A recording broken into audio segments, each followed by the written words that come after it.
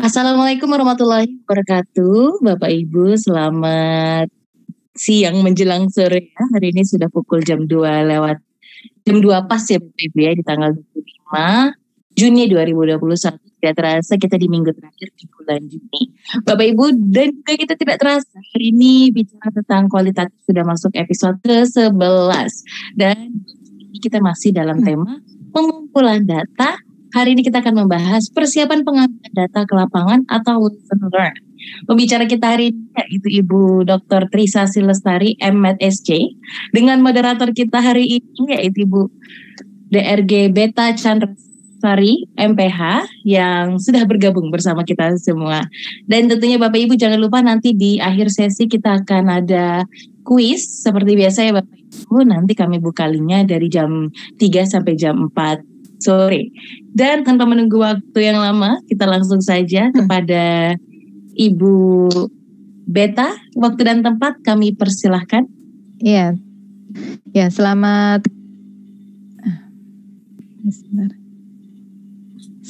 siang Bapak Ibu sekalian. Assalamualaikum warahmatullahi wabarakatuh. Salam sehat dan sejahtera untuk kita semua. Bapak Ibu, senang sekali hari ini bisa bertemu dengan Bapak Ibu. Ya, di tengah situasi yang ya kita tidak bisa bilang sedang baik-baik saja karena DIY sedang merangkak di 5 nasional untuk pertambahan angka COVID-nya. Tetapi mudah-mudahan ini tidak menyurutkan langkah dan semangat kita untuk mencari ilmu lain. Ya, kadang-kadang kita memang butuh break ya Bapak Ibu ya, supaya yang masuk di pikiran kita itu tidak melulu tentang COVID. Nah, Bapak Ibu hari ini topiknya terkait dengan persiapan pengambilan data ke lapangan. Itu sesuatu yang ya bagian yang tidak kalah serunya dengan topik-topik break sebelumnya. Ya Bapak Ibu, dalam 1 jam ke depan kita nanti akan dibersamai oleh Dr. Trisasi Lestari ya. Beliau ini lulusan dari FK UGM, kemudian aktif sebagai peneliti, kemudian saat ini sedang menempuh sekolah pendidikan S3. Ini Bapak Ibu kalau yang sudah pernah mengenal Dr. Sasi ini ya kayaknya mirip-mirip dengan saya gitu persepsinya. Orangnya kecil tetapi semangatnya tinggi gitu ya. Ide-idenya orisinil gitu dan kadang-kadang membuat kita terhenyak, oh ya kok saya nggak kepikiran gitu ya. Nah itu sosok Mbak Sasi ya yang mungkin Bapak Ibu juga mengalami hal yang sama kalau memang sudah berkenalan lama dengan Mbak Sasi. Baik, ya Mbak Sasi apakah sudah siap di sana? Ya Mbak Beta. Oke, terima kasih Mbak Sasi. Ya baik. Mbak Sasi, ini kita akan cerita ya lebih banyak ke lesson learn gitu ya terkait dengan persiapan pengambilan data ke lapangan. Mungkin ini sebagai gambaran dari Bapak Ibu sekalian. Kadang-kadang ya ini kalau saya lihat dari pesertanya itu kayaknya kok sudah pada expert ya, termasuk Prof ini ada di situ. Sugeng siang Prof Ut. Saya kok malah belum menyapa tadi ya. Ya Bapak Ibu ya. Terima kasih sudah bergabung ya. Bapak Ibu kalau yang sudah pernah ada pengalaman penelitian baik penelitian yang terkait dengan data kualitatif menggunakan metode wawancara atau FGD, kadang-kadang akan menemui situasi yang tiba-tiba blank gitu ya. Sudah disiapin tirik-tirik gitu, bahasa Indonesia tirik-tirik itu sudah urut gitu. Tiba-tiba kemudian di tengah jalan itu lupa gitu mau ngapain gitu. Nah ada juga situasi yang dimana kita itu sebetulnya lagi semangat-semangatnya, lagi ngegas-ngegasnya. Tapi kita lihat gesturnya responden kok kayaknya enggak jenak ya. Nah terus kita menjadi kikuk ya. Ini nanti Mbak Sasi akan banyak mengupas tentang hal itu. Ya silahkan Mbak Sasi bisa share screen terlebih dahulu. Ya. Sambil nunggu share screen, pertama-tama saya ingin mengucapkan terima kasih pada panitia break yang sudah memberikan kesempatan pada saya untuk sharing. Di sini saya sebenarnya belum pakar ya, pengalaman penelitian kualitatif saya juga belum terlalu banyak, tapi saya sudah beberapa kali melakukan wawancara mendalam dan mungkin dari situ ada beberapa hal yang mungkin bisa saya sharing pada kesempatan ini. Tapi tentu saja pendekatan tiap orang beda-beda ya. Jadi mungkin kalau Bapak Ibu di sini yang juga sudah punya pengalaman melakukan penelitian kualitatif, nanti bisa juga sharing pengalamannya jika ada pengalaman yang berbeda. Jadi tidak harus bertanya, tapi juga mungkin nanti bisa menambahkan dan lain-lain. Jadi karena saya yakin tidak ada satu, karena penelitian kualitatif itu kan sangat sangat istilahnya fleksibel, tergantung konteks, tergantung situasi. Jadi mungkin pendekatannya pasti akan berbeda-beda. Sudah bisa terlihat slide-nya? Ya, sudah. Mbak Sasi sudah, sip, bagus. Ya. Ya. Nah, mungkin sebelum mulai kita setting situasi dulu.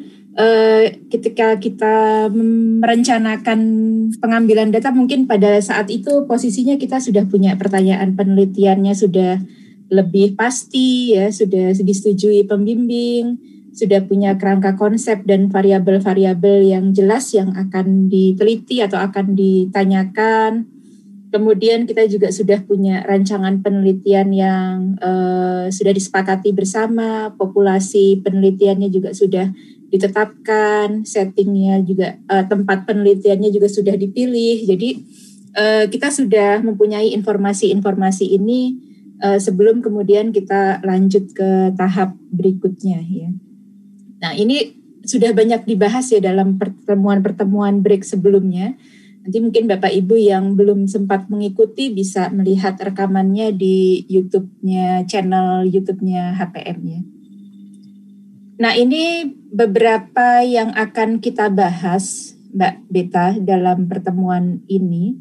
Waktunya tidak banyak, tapi mudah-mudahan nanti kita sempat membahas beberapa topik ini yang menurut saya cukup penting dan mungkin bisa disiapkan juga jauh-jauh hari tentang skills, personal skills atau soft skills-nya, tentang panduan wawancara, tentang pengenalan calon responden, apalagi kalau misalnya Bapak Ibu belum kenal dengan siapa yang mau diwawancara, kemudian alat-alat apa yang perlu dibawa, perlu disiapkan, kemudian juga kalau kita mendengarkan kuliah-kuliah paparan yang sebelumnya dari presenter sebelumnya itu kan beberapa kali diingatkan bahwa bedanya kuantitatif dengan kualitatif itu kan analisisnya untuk penelitian kualitatif ini kan bertahap ya. Jadi setelah selesai pengumpulan data satu wawancara mungkin langsung di coding, langsung dianalisis, baru lanjut ke pengumpulan data berikutnya. Jadi analisis ini dilakukan secara berkelanjutan ya. Jadi kita juga harus siap dengan analisisnya, jangan menunggu wawancaranya selesai dan kemudian nanti terakhir tentang penjadwalannya. Mungkin itu Mbak Beta yang kira-kira mudah-mudahan nanti waktunya cukup untuk kita bahas hari ini. Ya.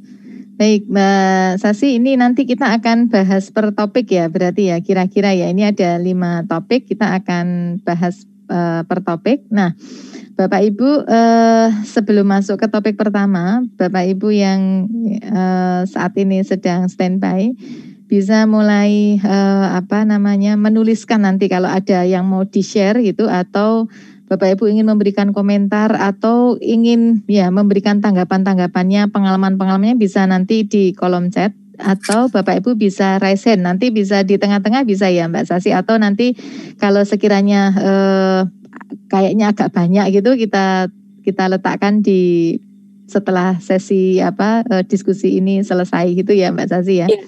Baik. Yeah. Oke. Ya, di tahap pertama berarti topiknya terkait dengan persiapan mental dan skill komunikasi ya Mbak Sasi ya. Nanti ya kita awali dari itu.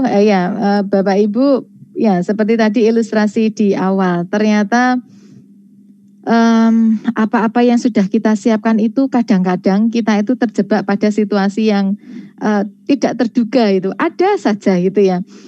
kita sudah menyiapkan ya kira-kira topik wawancara, ternyata di tengah jalan itu udah dijelasin kayaknya sudah sedetail-detailnya, tapi kok kayaknya nggak mudeng-mudeng gitu ya. Ini yang salah di mananya itu? Ini kemampuan kitanya untuk berkomunikasi atau apanya gitu yang perlu diperbaiki? Monggo silakan Mbak Sasi. Ini menarik ini terkait dengan mental dan skill komunikasi yang biasanya itu ya sering diucapkan, tapi pas kita mengalami itu kadang-kadang kok ya nggak semudah kalau pas kita baca itu ya. Silakan Mbak Sasi. Ya, dan betul Mbak. Jadi ini memang menurut saya sesuatu yang sulit ya. Saya sendiri sampai sekarang juga masih struggling untuk masalah mental, apalagi ini terkait dengan karakter pribadi masing-masing yang mungkin lain-lain. Jadi menurut saya penting sekali untuk mengenal karakter pribadi, karakternya sendiri, terutama ya apakah punya kemampuan komunikasi yang baik atau tidak, gitu. Saya sendiri sih sampai sekarang saya merasa saya masih harus banyak memperbaiki skills komunikasi saya, masih sering belajar dari banyak orang ya. Kalau saya belajarnya mungkin dengan cara memperhatikan bagaimana cara orang lain itu berkomunikasi, kemudian mungkin bisa mengambil pendekatan-pendekatan yang menurut saya baik ya. Nah, ada dua tipe orang ya, dan ini mungkin Bapak Ibu pasti mengenali dirinya sendiri apakah introvert atau ekstrovert. Kalau saya merasa saya orangnya introvert. Oleh karena itu, untuk membuka komunikasi dengan orang yang tidak saya kenal itu sesuatu yang sulit buat saya. Dan mungkin banyak juga orang lain ya, mungkin Bapak Ibu di sini juga yang merasa dirinya introvert, itu akan sangat, itu suatu tantangan, challenge gitu untuk membuka komunikasi pertama, memperkenalkan diri, itu bukan sesuatu yang mudah, tapi harus betul-betul diusahakan gitu ya. Jadi kalau saya ada kegiatan-kegiatan yang banyak orang itu buat saya itu mengintimidasi. Jadi apa ya? Bukan sesuatu yang menyenangkan, karena itu karakter saya lebih senang kelompok kecil, saya lebih senang berdiskusi dengan orang yang saya kenal, dengan seseorang yang sudah menurut saya nyaman, aman, dan saya tahu karakternya. Jadi untuk membuka sesuatu yang tidak kenal sama sekali itu tantangan. Nah, itu mungkin untuk orang-orang yang punya karakter seperti itu, wawancara mendalam dengan orang yang belum dikenal atau masih baru dikenal itu pasti juga akan merasakan hal yang sama. Nah, tapi itu sesuatu yang harus dikenali dan harus diusahakan betul supaya hal-hal yang negatif seperti itu bisa diatasi, dan itu harus dengan banyak latihan, harus meyakinkan diri bahwa bisa untuk melakukan atau bisa untuk berkomunikasi dengan baik dengan orang itu.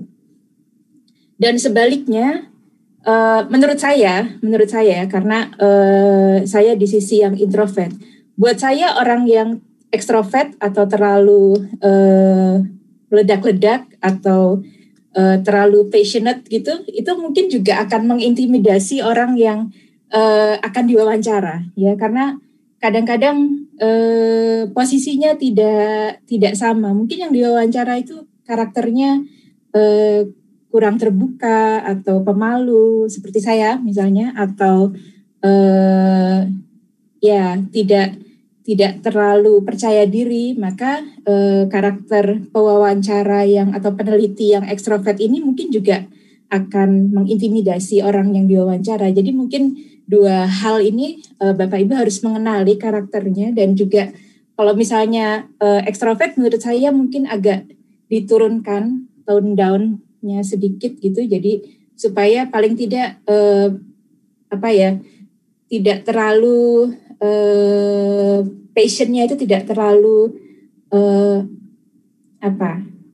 istilahnya apa ya? Kebayang nggak Mbak Beta apa ya itu? Ya bisa agak slow dikit gitu. Jadi supaya tidak terlalu apa istilahnya, saya kehilangan kata-kata. Nah, kira-kira itu itu dua hal yang minimal sekali harus diupayakan. Nah, tipsnya gimana ya? Kalau menurut saya tipsnya beberapa yang mungkin bisa diusahakan ketika akan memulai atau akan merencanakan suatu wawancara, karena ini kan masih persiapan ya, jadi belum mulai untuk melakukan wawancaranya. Tapi sebelum ke situ, menurut saya selain setelah mengenali karakternya, menurut saya Bapak Ibu juga harus mempelajari cara komunikasi dengan kolega atau teman atau keluarga. Saya itu biasanya kalau komunikasi itu seperti apa? Apakah saya pendengar yang baik atau saya cenderung tipe yang bicara dan kurang mendengar? Nah, karena kalau di wawancara itu kan kita lebih banyak mendengar ya Mbak Beta ya, dibandingkan berbicara. Itu kita harus punya kesabaran untuk mendengar, dan ini mungkin akan sulit bagi Bapak Ibu yang lebih banyak bicara, lebih suka bicara. Nah, ini mungkin juga tantangan. Nanti kalau Bapak Ibu cari di internet itu ada beberapa tips-tips ya, bagaimana menjadi pendengar yang aktif. Nah, kemudian juga nanti pendengar yang aktif itu yang seperti apa, itu juga ada ciri-cirinya gitu ya, apa yang harus dilakukan. Ya, Mbak Sasi, kira-kira pernah enggak ketika mengalami situasi yang tadi yang Mbak Sasi gambarkan, itu bisa enggak kalau diatasi dengan kita latihan dulu gitu? Nah, saya mau cerita pertama kali saya in-depth interview itu, saya ingat saya dikirim ke Bandung untuk wawancara. Itu penelitian pertama saya juga, penelitian pertama selain sebagai mahasiswa ya, maksudnya di luar mahasiswa. Mewawancarai pasien TB HIV yang terkait dengan kepatuhan minum obatnya. Saya dikirim ke Bandung, yang itu tempat yang sama sekali nggak dikenal ya, senternya juga nggak dikenal, maksudnya saya nggak kenal dengan orang-orang yang bekerja di pusat studi itu.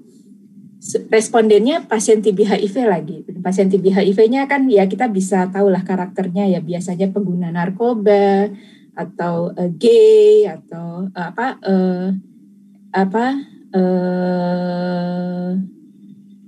ya yang kira-kira lingkungannya tidak kurang bagus lah ya, maksudnya yang kira-kira seperti itu. Dan kebetulan populasi yang dipilih itu yang seperti itu, jadi yang pengguna drug users. Jadi yang dipilih itu bukan yang penderita TB HIV yang populasi umum, tapi penderita TB HIV yang pengguna drug users. Jadi sudah bisa terbayang ininya karakter seperti apa. Dan itu bagaimana saya mengatasinya? Waktu itu saya tanya-tanya, saya main dulu ke kliniknya. Saya bertemu dengan beberapa pasiennya, terus saya berusaha untuk cari tahu menurut mereka mau maksudnya mereka nyaman nggak dengan wawancara masalah ini. Saya ditemukan dengan beberapa pasien yang akan jadi responden, jadi ketemu dulu, terus kemudian waktu itu kita sepakat kita akan ketemu di kafe tempat mereka kumpul. Jadi mereka itu juga karena sesama pengguna, sesama pasien itu mereka sering janjian ketemu di mana gitu, karena saling mengambilkan obat terus ketemunya di mana. Nah, kemudian ketemunya di kafe itu yang tempat mereka biasa kumpul, dan saya nggak tahu itu kafenya seperti apa. Pokoknya mereka bilang ya ketemunya di sini aja. Terus sambil nunggu, biasa mereka tidak ada yang tepat waktu kan. Jadi saya datang pertama dan yang lain itu nunggunya itu sampai 1,5 jam sampai mereka datang semua. Dan waktu 1,5 jam itu ya saya manfaatkan untuk mengenal mereka lebih dekat di luar topik wawancara ya. Tapi paling nggak saya mengenal karakternya mereka, latar belakangnya mereka, pekerjaan sehari-harinya apa. Ada yang jualan parfum, ada yang pelatih gym, ada yang guru dan lain-lain. Jadi berusaha berusaha membangun berusaha membuat saya diterima oleh mereka sebagai seseorang yang tidak terlalu mengancam kerahasiaan atau mengancam status mereka, dan mungkin juga ya saya juga sedikit-sedikit sharing tentang apa sih manfaatnya nanti manfaat dari penelitian ini. Dan sampai sekarang saya masih ingat betul, maksudnya situasinya saat itu, pertanyaan-pertanyaan yang mereka tanyakan ke saya. Dan mungkin salah satu pertanyaan yang paling saya ingat itu mereka tanya, apakah kamu berani nggak kamu dites HIV? Nah itu pertanyaan sampai sekarang ya saya masih ingat. Belum pernah ada yang bertanya untuk kamu berani nggak dites HIV. Nah itu yang mungkin menarik. Dan ya itu, jadi mungkin untuk mengurangi kecanggungan itu menurut saya tadi perlu proses untuk mengenal respondennya itu agak lebih dekat lagi. Meskipun waktunya pendek, tapi tetap diusahakan kita tahu sedikitlah backgroundnya mereka. Oke. Ya. Kemudian ya kayaknya memang langkah pertamanya itu mesti kenal dulu ya, kita itu ada di tipe yang mana. Kemudian setelah itu kalau kita sudah tahu kita ekstrovert, berarti tantangannya adalah ya dua-duanya, mau ekstrovert mau introvert, tantangannya memang harus menjadi seorang pendengar yang aktif gitu ya. Pendengar yang aktif gimana? Bapak Ibu bisa browsing, itu sudah banyak yang mengulas. Nah, ada baiknya memang tipsnya kemudian latihan terus minta feedback gitu ya Mbak Sasi ya. Ya. Tadi saya ngomongnya udah bisa dipahami apa belum? Ada groginya enggak? Kesan mengintimidasi apa enggak gitu mungkin ya Mbak Sasi ya, latihan minta feedback. Betul. Gitu.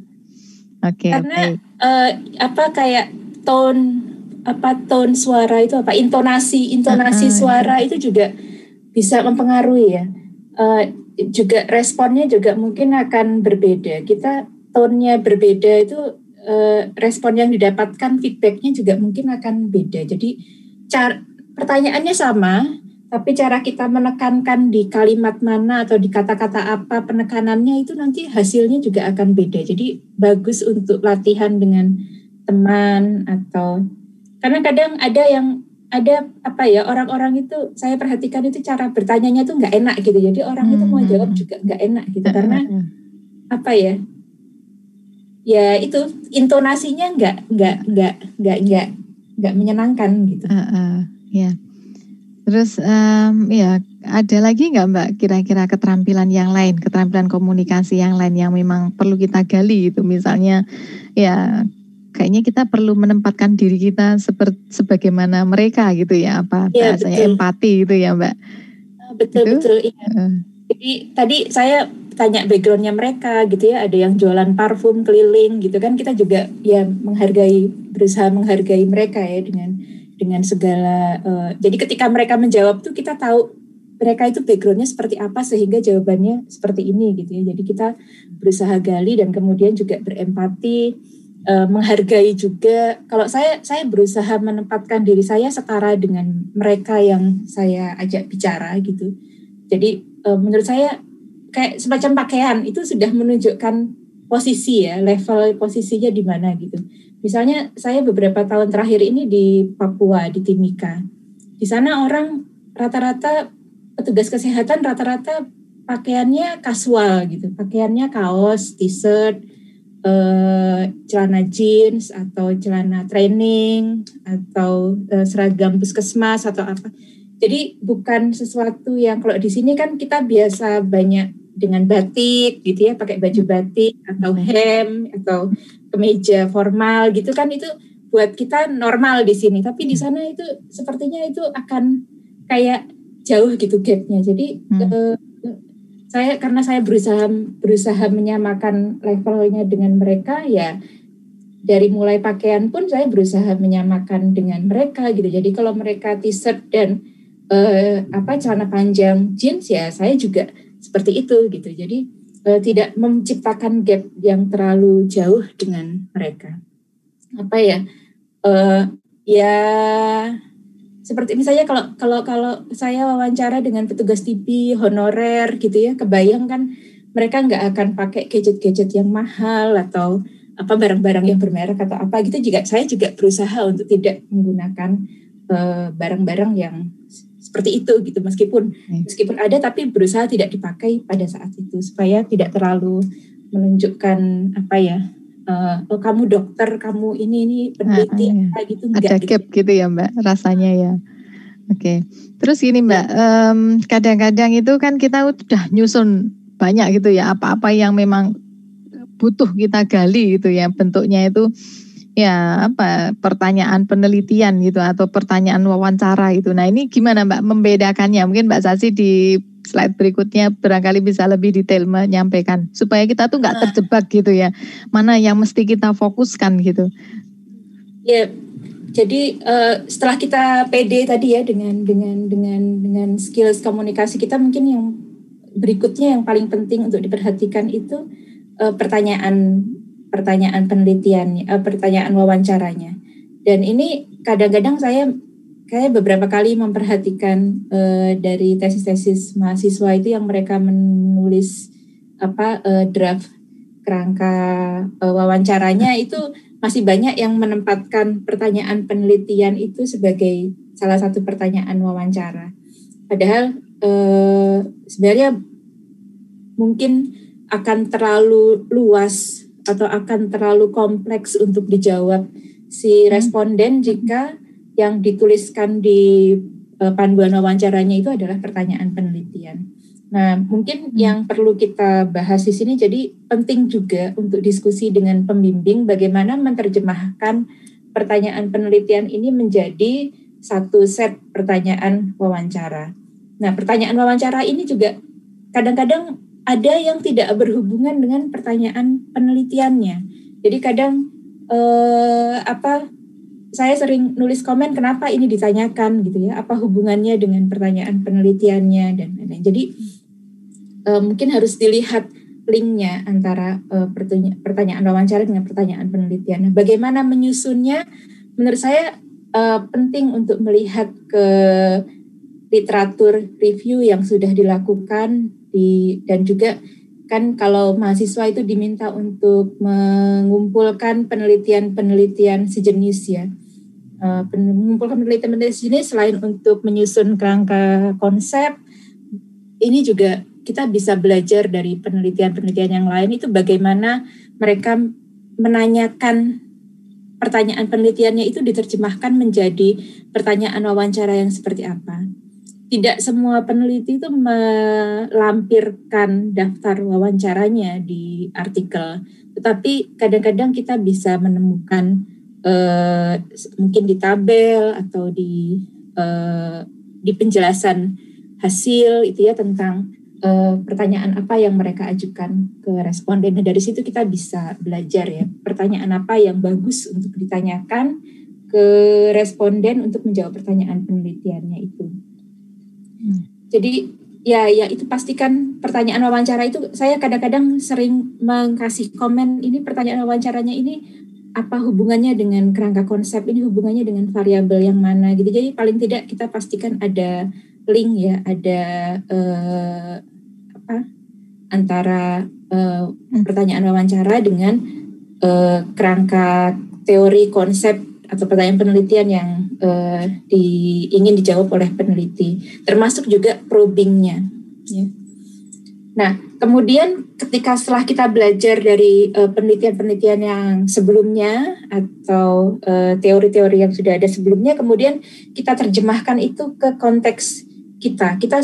Tadi kan kita sudah pelajari ya situasi tempat penelitian kita seperti apa, kondisinya seperti apa, apakah pertanyaan-pertanyaan itu bisa ditanyakan di tempat penelitian kita, karena belum tentu pertanyaannya memang relevan dengan kerangka teorinya, tapi mungkin tidak pas untuk ditanyakan untuk respondennya atau untuk situasinya, karena itu tidak tersedia atau belum ada atau belum pernah dilaksanakan dan lain-lain. Jadi harus disesuaikan lagi dengan kondisi situasi setempat.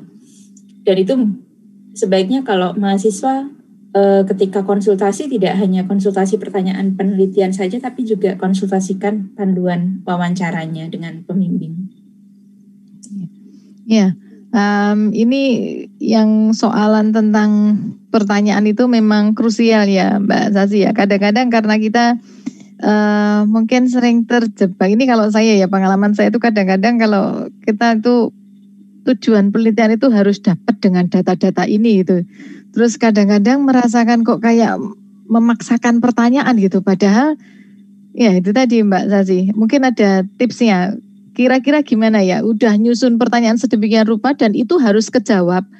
Tapi kok ya rasanya situasi tidak memungkinkan gitu. Ya. Agak susah ya itu ya, tujuan harus tercapai tapi situasi nggak mendukung. Itu terus gimana Mbak Sasi? Pengalamannya dulu. Kalau saya pertama sebelum wawancara itu kan biasanya kita nyari data sekunder dulu ya. Cari data sekunder itu, kemudian dari data-data itu sebenarnya kita punya gambaran sih, ini pertanyaan ini bisa dijawab atau tidak. Kemudian kan ada triangulasi ya, respondennya kadang memang dia tidak bisa menjawab karena mungkin bukan porsinya dia untuk menjawab, atau mungkin dia memang tidak terlalu tahu tentang pertanyaan yang diajukan ini. Jadi kalau menurut saya seandainya respondennya ini memang nggak bisa menjawab, kita masih punya kesempatan untuk menanyakan ke responden lain gitu. Jadi mungkin kita bisa bertanya ke responden ini kira-kira siapa yang bisa membantu menjawab, atau mungkin ada data lain yang mungkin bisa dirujuk untuk klarifikasi pertanyaan ini. Karena mungkin memang bisa jadi memang tidak ada di situ gitu misalnya ya. Memang belum dilakukan atau belum misalnya kebijakan-kebijakan tertentu, kayak kalau di TB ini kita sudah akan menggunakan obat pencegahan yang jangka pendek. 1 minggu hanya diberikan 1 kali selama 3 bulan. Nah itu kalau di Jawa mungkin sudah ada, tapi kalau di sana belum ada, meskipun kebijakannya sudah ada, panduannya sudah ada, tapi kalau di Papua itu belum ada sama sekali. Jadi ya tidak akan ada yang bisa menjawab gitu karena itu belum ada. Jadi mungkin triangulasi penting Mbak Tita untuk memastikan apakah memang betul itu tidak bisa dijawab atau mungkin sebenarnya bisa, cuman kita bertanyanya pada orang yang salah. Ya.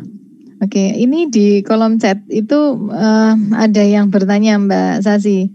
Ini di era pandemi, ini kalau ini kayaknya kita ya mungkin ada yang sudah pengalaman ya di era pandemi ini, bisa bercerita nanti bagaimana share pengalamannya. Di era pandemi ada pembatasan di beberapa lokasi dan juga pengetatan perizinan terjun ke lapangan untuk wawancara di masyarakat. Apakah ada solusinya ya Dok supaya lancar dalam puldatnya? Lah ini pandemi 1,5 tahun, mungkin ada yang sudah pengalaman, ada juga ini mungkin ya pengalaman baru ya bagaimana caranya. Tapi kalau secara secara prosedural itu nanti bisa saya sampaikan, saya tambahkan dulu. Mbak Sasi bisa bercerita kira-kira gimana cara mengatasinya Mbak Sasi? Ya, nanti di akhir itu saya ada foto wawancara yang kita lakukan di era pandemi ya. Di masa pandemi. Nanti kita sharing belakangan aja. Siap ya. Berarti kita membahas lanjutan dulu aja Mbak Sasi. Nah, ngomong-ngomong soal tadi ya, kita sudah mengenali ya, diri kita sudah mengenali, kemudian kita sudah menyiapkan pertanyaan wawancara rasanya itu sudah mengaitkan antara teori dan praktis gitu ya. Nah, lalu ada nggak sih Mbak Sasi soalan tentang batasan-batasan jumlah pertanyaan gitu Mbak? Karena yang kita hadapi ini manusia ya, seseorang yang mungkin baru pertama kali kita kenal itu. Nah itu gimana? Kadang-kadang kita terobsesi ya Mbak, menulis pertanyaan yang banyak sekali itu supaya dengan harapan data yang kita dapat itu sebanyak-banyaknya dan itu akan memperkaya, membantu dianalisis. Lah tapi kira-kira yang model begitu tuh menjebak atau malah harusnya kita hindari Mbak, gimana? Betul. Jadi kita pasti sering mendengar ya, wawancara mendalam itu tidak bisa dilakukan terlalu lama karena orang juga punya maksudnya tingkat kenyamanannya pasti akan sangat jauh berkurang kalau itu dilakukan lebih dari 1 jam atau lebih dari 1,5 jam. Itu mungkin orang udah nggak nyaman untuk diwawancara. Jadi 1 jam menurut saya itu paling optimal. Nah, tapi sebagai peneliti kan kita ingin tahu banyak. Karena ingin tahu banyak, kita sering menulis pertanyaan terlalu banyak. Dan itu juga terjadi pada saya. Saya selalu menulis pertanyaan terlalu banyak. Karena saya ingin tahu segala macam gitu. Dan itu selalu terjadi pada saya. Nah, kadang saya punya 12 pertanyaan, tapi pada akhirnya yang ditanyakan cuma 3. Karena dari 3 itu pun jawabannya sudah banyak sekali gitu. Jadi itu dulu di awal-awal itu seperti itu. Udah pertanyaannya 10, 12, probingnya banyak pula. Jadi akhirnya ya itu tadi. Karena probingnya banyak, akhirnya yang terjawab cuma 3 dan akhirnya banyak pertanyaan tidak ditanyakan. Itu saya pernah mengalaminya. Dan sekarang akhirnya saya membatasi pertanyaan itu kan harus relevan dengan pertanyaan penelitiannya, dan biasanya pertanyaan penelitian itu tidak terlalu banyak ya, paling maksimal 5 lah. Dari situ kemudian ya paling probingnya juga nggak terlalu banyak gitu. Mungkin pertanyaan wawancaranya yang untuk menjawab itu mungkin bisa dibuat kan kita bisa membedakan antara pertanyaan yang itu jawabannya singkat dengan pertanyaan yang mungkin jawabannya itu akan kompleks ya, akan panjang. Nah itu kemudian itu saya batasi juga. Kalau kira-kira pertanyaan itu bisa saya jawab dengan melihat data sekunder, maka itu nggak perlu saya tanyakan. Nanti ditanyakan kalau misalnya masih ada waktu, karena sebenarnya saya udah tahu jawabannya, tapi saya hanya akan klarifikasi saja. Jadi pertanyaan-pertanyaan yang kita sudah tahu jawabannya itu tidak diprioritaskan. Jadi jangan ditanyakan di awal, karena mungkin itu juga membuat respondennya merasa kita mungkin kita tidak tahu banyak tentang masalah yang diteliti ya, karena kita menanyakan hal-hal yang rutin atau hal-hal yang itu basic gitu ya, yang menurut mereka mungkin itu seharusnya peneliti sudah tahu. Nah itu pertanyaan-pertanyaan itu sebaiknya dihindari, dan kita tunjukkan bahwa kita tuh tahu masalahnya dan langsung bertanya ke memprioritaskan, mungkin nggak langsung bertanya ke yang kompleks, tapi paling nggak kita prioritaskan pertanyaan-pertanyaan yang kompleks supaya waktunya itu masuk. Nanti kalau sudah kira-kira masih ada waktu, baru mungkin kita berpindah ke pertanyaan-pertanyaan yang tidak terlalu prioritas. Jumlahnya berapa? Kalau menurut saya sih tidak ada batasan ya, tidak ada batasan berapa jumlah pertanyaannya. Tapi tadi yang penting kita latihan dulu dengan kolega kita, dengan teman penelitian kita. Dan kita bisa perkirakan gitu ya, dengan kalau bagus lagi kalau latihannya itu bisa dengan orang yang kira-kira punya pengalaman hampir sama dengan calon responden kita. Jadi paling tidak kita punya gambaran seperti apa nanti penjelasannya. Dan mungkin juga latihan ini juga perlu untuk kita menyusun sequence-nya ya. Jadi pertanyaan apa yang mau ditanyakan terlebih dahulu. Misalnya tadi jangan langsung ke masalah yang kompleks, tapi mungkin kita mulai dengan pertanyaan sederhana dulu, tapi ya tetap penting gitu ya. Pertanyaan sederhana, dan baru kemudian ke pertanyaan yang sensitif atau pertanyaan yang mungkin sulit untuk dijawab.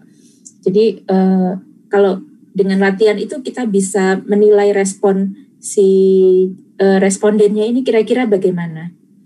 Dan juga mungkin sequence wawancara itu juga bisa berubah terus ya selama penelitian gitu. Karena kan kita juga menganalisis, mempelajari respon responden dari penelitian wawancara yang pertama, kita pelajari responnya bagaimana.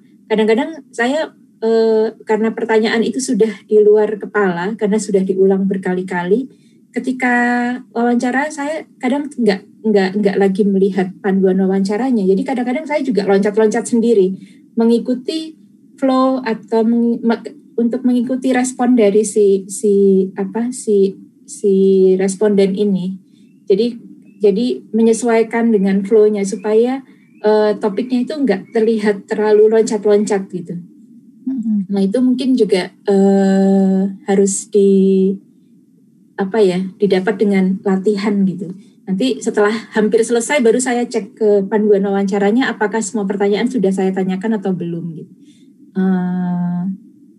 Menurut saya itu. Kemudian nanti kita juga harus lihat jam gitu ya, ini udah berapa lama, dan juga punya kita mendengarkan tapi juga bisa ketika si responden ini menjawab yang di luar konteks atau di luar sudah melenceng dari tujuan wawancara, kita juga bisa mengembalikan dengan cepat supaya tidak terlalu lama melencengnya. Tapi bukan tidak boleh tapi jangan terlalu jangan terlalu lama membicarakan hal lain yang tidak di luar tujuan wawancara. Oke. Ya, bisa dilanjut Mbak Sasi dengan mungkin pengalaman-pengalaman berikutnya gitu? Iya, mungkin waktunya juga udah hampir habis ya. Ya, dan pertanyaan banyak ini Mbak yang masuk di kolom chat, ada juga yang raise hand. Mungkin bisa diceritakan mana-mana yang menurut Mbak Sasi itu memang kritikal gitu. Silakan Mbak Sasi. Nah, mungkin tadi ini sebenarnya sudah dibahas di awal ya. Kita perlu lihat situasinya dulu. Kalau memang bukan bagian dari organisasi yang akan diteliti atau bagian dari institusi itu, kita luangkanlah waktu sejenak untuk mempelajari betul. Ya, sering main ke kantornya, ketemu orang-orangnya. Waktu itu kalau saya meluangkan waktu 1 tahun lebih sebelum saya wawancara supaya mereka tahu betul siapa saya tahu mereka, karakternya mereka seperti apa, bahasanya dan lain-lain. Itu perlu diupayakan. Jadi jangan orang yang sama sekali tidak tahu apa-apa, tahu-tahu datang wawancara, itu pasti akan sangat tidak menyenangkan.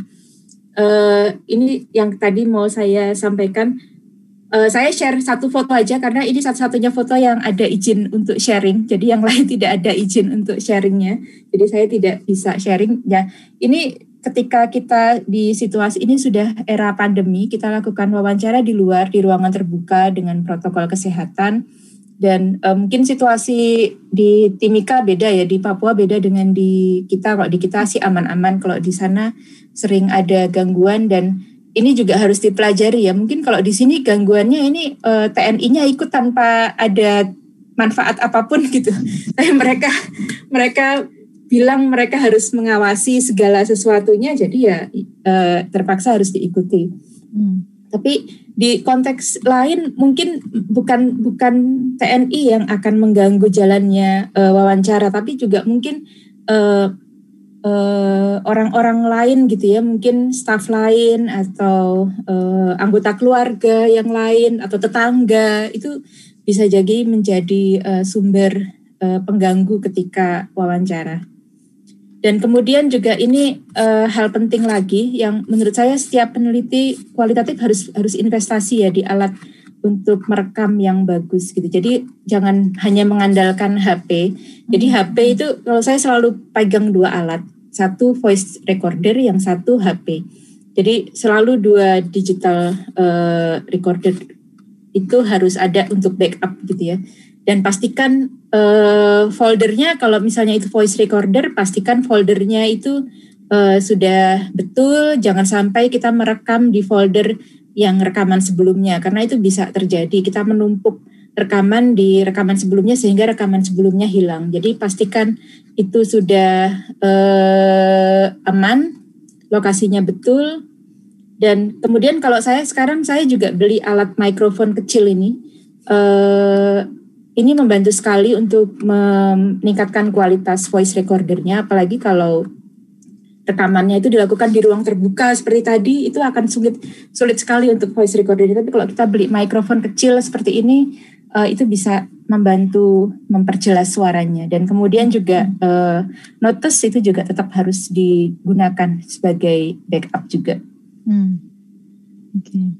Ya, kemudian juga mungkin Bapak Ibu juga sebaiknya invest di iCloud ya. Jadi menyimpan data backup, karena sekarang apapun bisa terjadi. Jadi sebaiknya data-data itu disimpan di cloud supaya ketika terjadi sesuatu dengan komputer atau HP atau apa itu datanya masih tetap aman. Ya. Lain-lainnya mungkin analisis ini harus dipelajari juga ya metodenya. Kalau di S2 IKM pasti diajari cara analisis data dengan menggunakan software.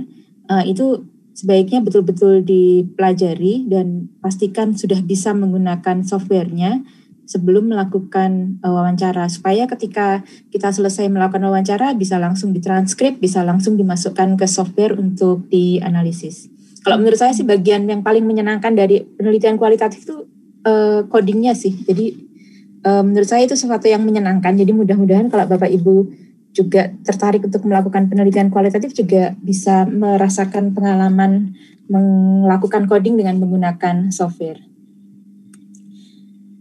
Ya, mungkin itu aja. Yang terakhir ini hanya penjadwalan. Kalau ini mungkin nggak terlalu banyak yang bisa, ya tergantung situasi ya. Tapi ini harus direncanakan jauh-jauh hari, jangan mendadak gitu, supaya mereka bisa prepare, bisa kita juga punya waktu untuk mempersiapkan pertanyaan, mempersiapkan mental untuk bertemu mereka dan lain-lain itu. Sebaiknya sudah direncanakan jauh-jauh hari. Oke. Ya. Baik, ya Mbak Sasi ada 7 poin ya yang sudah didiskusikan oleh Mbak Sasi. Nah ini kita sekarang menengok di kolom chat ya. Ini ada yang raise hand, ada juga yang chat gitu ya.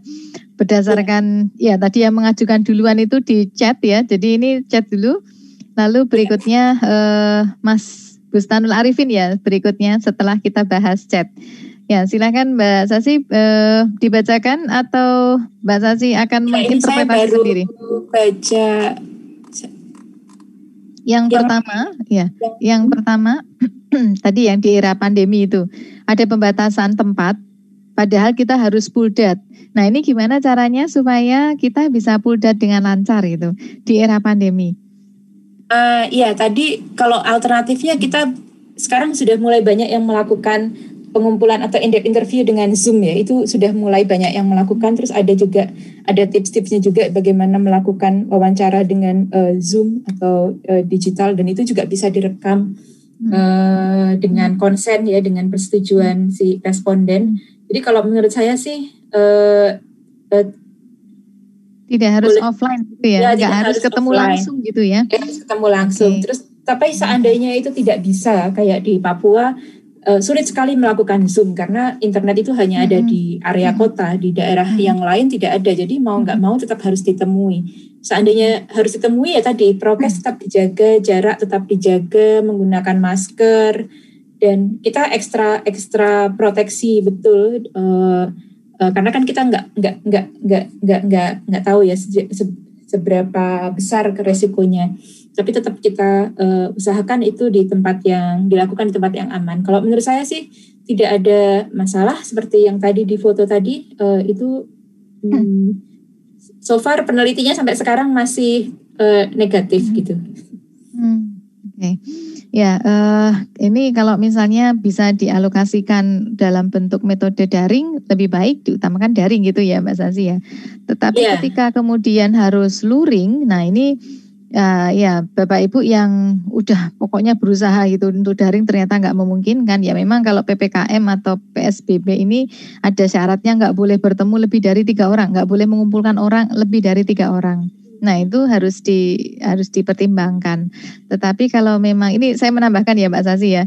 Jadi kalau memang bisa kurang dari 3 orang atau maksimal 3 orang dan itu berbeda lokasi dengan Bapak Ibu atau lokasinya memang harus Bapak Ibu datangi ya, Bapak Ibu bisa menggunakan surat-surat legal ya, surat-surat untuk penelitian, pengambilan data, pengantar dari kampus, kemudian ditambah rekomendasi BPBD setempat. Ya, jadi Bapak Ibu bisa datang ke BPBD setempat, minta rekomendasi, ada keperluan untuk menembus batas wilayah antar kota karena biasanya itu kendalinya ada di BPBD gitu. Mungkin seperti itu tambahannya, tapi tetap pertama yang diprioritaskan adalah sebisa mungkin daring gitu ya. Itu juga untuk kesehatan diri sendiri, juga untuk responden gitu ya Mbak Sasi ya. Iya betul. Baik. Nah, yang kedua ini tadi dibahas terkait triangulasi ya. Untuk metode kualitatif fenomologi, apakah triangulasi bisa dilakukan atau tidak ya? Ini monggo Mbak Sasi mau bahas. Ya, bisa. silakan. Ya. Jadi menggunakan metode fenomenologi kita tetap bisa ya melakukan triangulasi ya, karena ada beberapa jenis triangulasi kan, triangulasi data, triangulasi sumber ya. Jadi sebisa mungkin kalau menurut saya itu tetap dilakukan karena itu akan menunjukkan kualitas dari data yang kita kumpulkan ya. Jadi menurut saya ini tidak bisa dihindari apapun desain penelitiannya. Ada batasan nggak untuk jumlah partisipan yang digunakan untuk triangulasi? Kira-kira menurut saya sama seperti batasan sampel untuk kualitatif ya, sampai kita mencapai saturasi, jadi sampai kita yakin bahwa datanya ini sudah valid dan bisa dipercaya atau reliable, maka kita bisa hentikan triangulasinya. Karena kalau kita triangulasi mungkin kita akan menemukan perbedaan ya. Jadi apa yang disampaikan dengan apa yang ada di data itu mungkin akan ada perbedaan. Tapi mungkin perbedaan itu bukan sesuatu yang disengaja, karena mungkin memang kualitas data yang tercatatnya kurang bagus, atau mungkin yang disampaikan itu mereka memorinya atau tidak mengingat dengan baik dan lain-lain. Jadi kita berusaha memastikan sampai kita sampai di level tertentu yang kita yakin memang seperti ini kenyataannya. Berikutnya di pertanyaan berikutnya ini ada yang ini menarik, ini yang dari Bu Lintang Dian Saraswati ya. Situasi memang tidak memungkinkan antara responden dan enumerator, sama-sama takut ya. Yang satu takut ditangkap, yang satu juga takut dianggap gitu ya, dianggap pengguna juga dan kemudian nanti ditangkap. Itu ya memastikan supaya sama-sama aman ya, yang responden merasa aman, yang enumerator pun juga tidak was-was. Itu ada solusinya nggak? Ini mirip-mirip dengan pengalaman Mbak Sasi tadi ya waktu di Timika ya. Jadi kalau yang tadi ABRI-nya itu tidak diundang sih sebenarnya. Oh itu. Ya, di sana itu intelnya banyak. Jadi kalau kita bikin kegiatan dalam ruangan itu biasanya selalu ada intel-intel yang mengikuti. Jadi kalau kita ada orang kita tidak kenal siapa, itu kemungkinan dia intel gitu ya. Nah ini karena ada peneliti baru waktu itu dan mungkin masih dicurigai atau bagaimana, atau di lingkungan dan kebetulan juga di kampung itu sekitar itu sedang ada masalah gitu ya. Jadi ditemani TNI yang sekian banyak, tapi itu kan sangat insidental gitu. Sementara kalau yang pertanyaannya ini kan, ini sebenarnya kalau menurut saya kuncinya di koordinasi. Jadi bagaimana koordinasi yang baik dengan petugas kepolisiannya atau dengan tim yang lain gitu, supaya itu memastikan enumeratornya aman. Jadi paling nggak enumeratornya harus dikenal oleh si polisinya dan lain-lain, supaya tidak dianggap sebagai bagian dari responden yang pengguna aktif dan pengedar narkoba ini. Dan ini pasti menurut saya ini bukan sesuatu yang mudah untuk dilakukan karena kita harus tahu populasinya, harus dikenal, harus diterima oleh mereka, dan itu butuh proses yang panjang. Strateginya saya belum pernah melakukan ini. Kalau yang IDU yang saya dulu wawancara itu kebetulan mereka sudah jadi pasien gitu, jadi mudah bagi saya menemukan mereka. Dan mungkin sebagian dari mereka juga IDU-nya sudah mungkin ya tidak terlalu seperti yang di konteks yang ditanyakan ini ya, mungkin sudah dianggap aman gitu. Oke. Ya, terus kemudian gini Mbak Sasi, kalau dalam proses pengambilan data ini ada pertanyaan, pengambilan data FGD atau wawancara mendalam pakai daring, ya itu pasti ada plus minusnya ya. Kemudian bagaimana sih sebenarnya saran dari Mbak Sasi itu mengenai bagaimana mengoptimalkan raport dan lain-lain agar data yang didapat itu trustworthiness-nya baik gitu? Saya belum lama, mungkin 2 bulan yang lalu atau 3 bulan yang lalu itu diwawancara oleh peneliti kualitatif juga. Terus saya nggak kenal sama sekali dengan penelitinya, cuman dia topiknya waktu itu tentang women in science gitu ya. Terus caranya, saya sharing cara dia mendekati saya. Pertama dia kontak saya lewat teman saya. Jadi teman saya memperkenalkan dulu, ini ada orang ini mau wawancara, mau nggak gitu. Terus ketika saya bilang mau, kemudian dia langsung mengkontak saya lewat WA dulu. Kemudian memperkenalkan diri lewat WA, terus tujuannya apa, terus janjian, bukan janjian wawancara, tapi janjian ngobrol dulu dengan per telepon. Jadi kemudian dia memperkenalkan dia siapa, backgroundnya, pendidikannya, sekarang kerja di mana, tinggal di mana, terus tujuan penelitian ini apa, terus siapa aja yang diwawancara, terus berusaha tadi membangun rapat dulu dengan telepon kira-kira 1 jam lah, dan kita diskusi hal-hal yang lain. Dia berusaha mengenal saya gitu, jadi dia tanya karakter saya, background, pengalaman penelitian, pengalaman kerja, permasalahan yang ada sekarang, respon saya terhadap masalah-masalah ini, tapi bukan pertanyaan wawancaranya gitu ya. Jadi menurut saya itu yang bisa dilakukan di era daring ini ketika kita nggak bisa ketemu langsung. Jadi supaya saya juga merasa saya sudah kenal dengan siapa yang akan mewawancarai saya gitu. Jadi ya setelah itu juga dia sharing hal-hal yang terkait dengan topik wawancara, tapi tidak terkait langsung gitu dengan pertanyaan penelitiannya, tapi dia berusaha melihat melihat respon saya terhadap masalah yang dia jadi ada komunikasi sebelum wawancara yang sesungguhnya. Oke. Ya, kayaknya itu bisa diduplikasi ya Mbak ya, strategi yang dan menurut Mbak Sasi cara yang dilakukan oleh enumerator pada saat itu kena banget di Mbak Sasi ya, jadi berkenan gitu. Ya saya sampai sekarang saya nggak pernah ketemu orangnya gitu ya, tapi saya merasa dia trust itu ya. Ya cukuplah 1 jam diskusi itu untuk membangun trustnya. Oke. Ya oke. Sekarang kita masuk ke Mas Uri ya. Mas Uri sudah siap Mas Uri, silakan. Ya boleh langsung menyalakan mic-nya. Oke, matur nuwun. Assalamualaikum warahmatullahi wabarakatuh. Waalaikumsalam warahmatullahi wabarakatuh. Ya, semoga Prof. Uut, Mbak Sasi, Mbak Sinta dan moderator semua yang hadir hari ini insya Allah selalu sehat. Saya sejujurnya sangat menunggu-nunggu setiap minggu sampai saya buat alarm biar saya nggak lupa. Ya, luar biasa. Karena memang dari dulu saya sangat tertarik dengan penelitian kualitatif. Saya pengen belajar lebih banyak.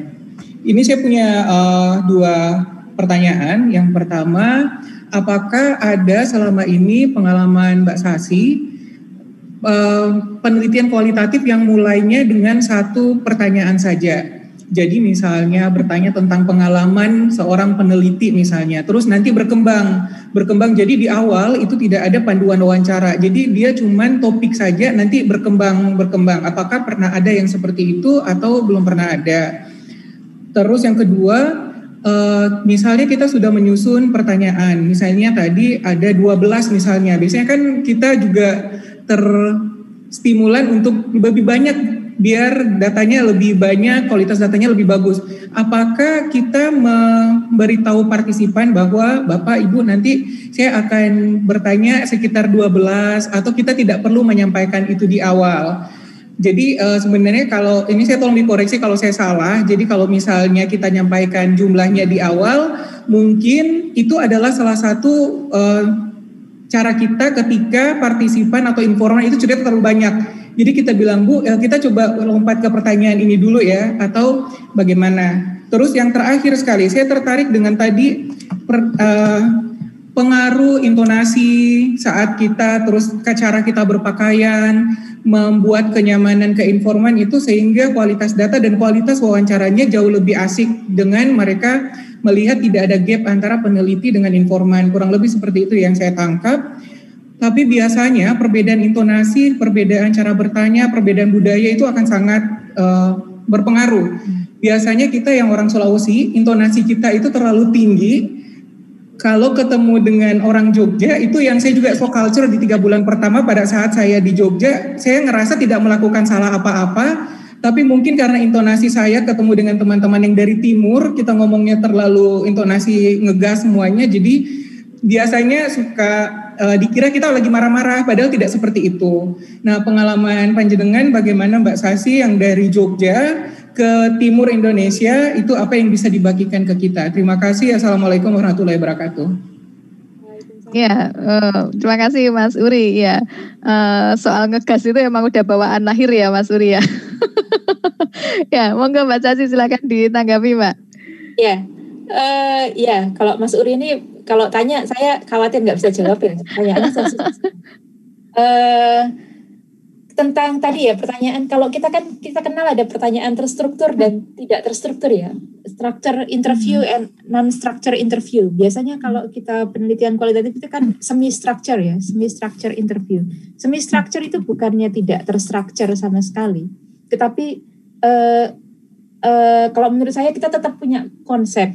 Jadi mungkin pertanyaan penelitiannya hanya satu, tapi kemudian kita mengeksplor pertanyaan itu, tapi mengeksplor itu kita sudah punya kerangka kan, kita sudah punya rencana kan akan menanyakan apa, tapi arahnya mungkin nanti akan berbeda di tengah jalan tergantung dari jawaban dari responden. Dan karena penelitian kualitatif itu kan kita mengeksplor sesuatu yang yang tidak terduga sebelumnya. Jadi kalau saya sih, kalau kayak saya menemukan sesuatu yang tidak saya duga sebelumnya, itu sesuatu yang bagus menurut saya. Jadi kemudian saya bisa menanyakan hal baru yang mungkin sebelumnya tidak terencana, tetapi tetap masih masuk dalam strukturnya tadi. Jadi kalau menurut saya sih tidak sama sekali tidak terencana, tetap ada rencana, tetapi kita tetap mengantisipasi hal-hal yang mungkin tidak kita ketahui sebelumnya. Karena memang itu yang diharapkan kan dari penelitian kualitatif, kita mengeksplor sesuatu yang kita sebelumnya tidak tahu. Kemudian yang kedua tentang intonasi ya, tadi saya perlu waktu sampai 1 tahun untuk PD melakukan wawancara karena saya harus mempelajari cara bicaranya mereka, saya harus mempelajari gaya-gaya bahasa yang biasanya. Jadi ya cara bicara saya nggak seperti ini. Kalau saya ngobrol dengan mereka yang orang Papua pasti akan berbeda cara bicaranya karena saya otomatis akan mengikuti gaya bicaranya mereka kan dengan bahasa yang dengan sedikit-sedikit Papua dan lain-lain supaya itu lebih lebih masuk gitu. Ya pasti shock culture itu ada karena kalau itu mendadak itu pasti ada. Ya, oke. Intinya memang ya ternyata kita perlu ya tidak hanya menyiapkan sesuatu yang secara fisik mudah dilihat gitu, Pak, baju itu ya, tidak sekedar itu, tetapi sampai ke cara ngomongnya gitu, ngelatih ngomongnya, kapan kita tinggi, kapan kita rendah, itu ternyata memang itu mempengaruhi ya karena bisa membangun situasi yang akrab tadi ya. Iya, dan istilah-istilah juga ya. Istilah-istilah itu istilah yang dipakai di Jogja mungkin beda dengan istilah yang dipakai di sana. Jadi ya kita perlu waktu untuk mendapatkan itu istilah-istilahnya. Ya. Catat itu Mas Uri, istilah-istilah penting itu termasuk kalau mau ini Mas Uri dari apa belum ya? Saya mau ngomong sama Mas Uri. Belum. Belum. Berarti ini termasuk salah satunya Mas Uri itu kalau mau PDKT sama orang Jogja gitu ya dihafalkan istilah-istilah istilah-istilah yang bisa membekas gitu. Gitu ya Mas Uri ya. Oke, terima kasih Mas Uri pertanyaannya. Oke, kita kembali ke chat ya. Ini ya waktu ini sudah jam 3 lebih tapi sudah jam 3 lebih 5 menit. Boleh ya kita tambahkan satu pertanyaan lagi. Ini kayaknya banyak ini yang antusias. Silakan Mbak Sasi, ini terkait dengan pemilihan partisipan dalam penelitian kualitatif yang Mbak Sasi lakukan tadi. Apakah variatif dan apakah pemilihan variasi partisipan bisa sebagai salah satu langkah menghindari bias untuk menjaga kredibilitas dalam penelitian kualitatif? Nah, silakan Mbak Sasi bisa share. Iya, kalau saya ini preferensi pribadi ya. Kalau saya senang maksimal variation gitu. Saya senang membandingkan. Misalnya kalau saya konteksnya TB ya, karena TB saya senang membandingkan petugas TB yang di puskesmas yang performance-nya bagus, sedang, dengan yang kurang bagus gitu. Jadi maximal variation mungkin itu bisa sebagai salah satu cara untuk menghindari bias. Oke. Ya. Oke, Bapak Ibu, ini ada beberapa yang sudah diulas ya sama Mbak Sasi. Saya catat di materinya sih 7, tapi kemudian setelah diskusi kok jadi 11 gitu. Nah, ternyata memang banyak sekali hal-hal yang menarik ya, terutama untuk pengumpulan data. Pengumpulan data itu memang sesi yang seru ya, karena di situ ya sangat membangun ya, dan menentukan apakah tujuan penelitian kita itu tercapai atau tidak. Baik, Bapak Ibu, sebelum nanti di akhir nanti akan ditutup ya. Saya mungkin kita bisa mendengarkan Prof. Uut ya. Prof. Uut nanti mohon untuk berkenan menyampaikan ulasan tanggapan gitu untuk melengkapi apa yang nanti akan kami bacakan terkait dengan tips-tipsnya itu. Yang pertama Mbak Sasi sudah sampaikan, kenalilah dirimu gitu. Get to know yourself. Kalau metode introvert berarti saya harus gimana? Kalau ekstrovert berarti saya harus seperti apa? Lalu latihan. Kalau sudah latihan, kemudian kita minta feedback. Tadi aku kurangnya di mana ya? Kalau kayak gini nih bisa menyerap bagus apa enggak gitu ya? Menyerap data atau bisa diterima dengan baik oleh responden atau tidak. Lalu Bapak Ibu bisa mulai menyiapkan pertanyaan. Pertanyaan ini harus yang memperhatikan teori, tapi juga harus praktis gitu.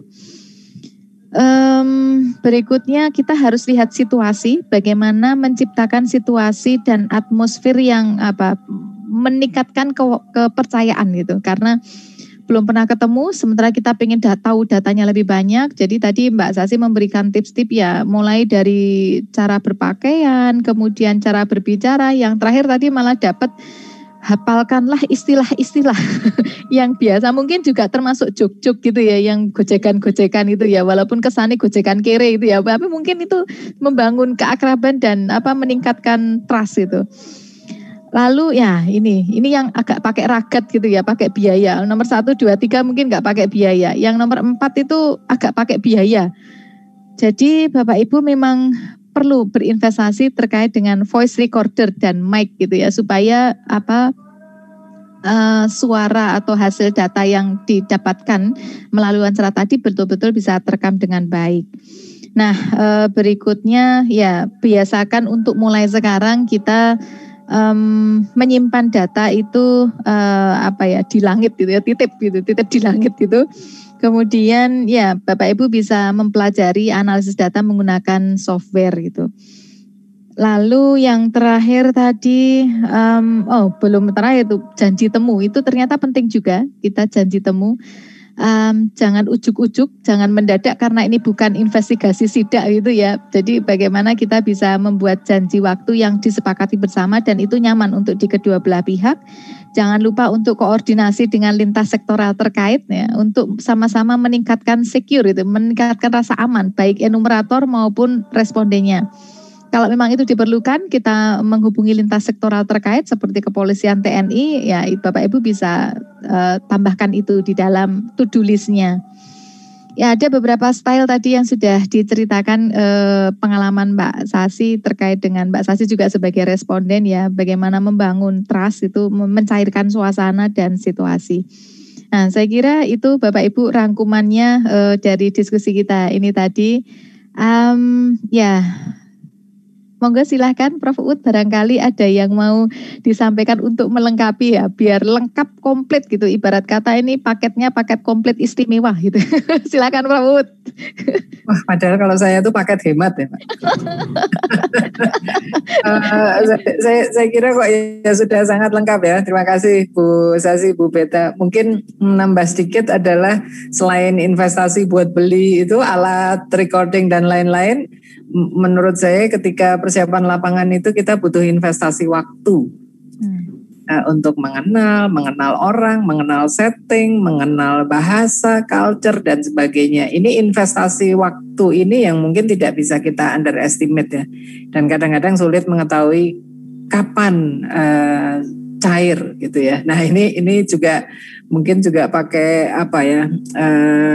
butuh clue tertentu. Jadi satu itu investasi waktu baik daring maupun luring, saya kira sama saja. Justru kalau daring ya mungkin jangan pertama kali Zoom langsung interview ya, tapi bisa perkenalan dulu. Yang kedua, ketika pengumpulan data kita lakukan pada masa pandemi dengan daring, mungkin kaidah wawancara daring itu perlu kita ini sebagai prosedur yang kita perlu jalankan. Misalnya itu kan sangat disarankan kita mengetahui ketika wawancara daring itu kalau by phone itu kita tanyakan apakah orangnya sedang di mana, apakah sedang terburu-buru atau sedang di ruangan, apakah teleponnya pakai speaker atau tidak, itu kemudian sangat mempengaruhi. Nah, kalau Zoom juga apakah dia Zoom-nya pakai handphone yang kemudian double Zoom, triple Zoom gitu.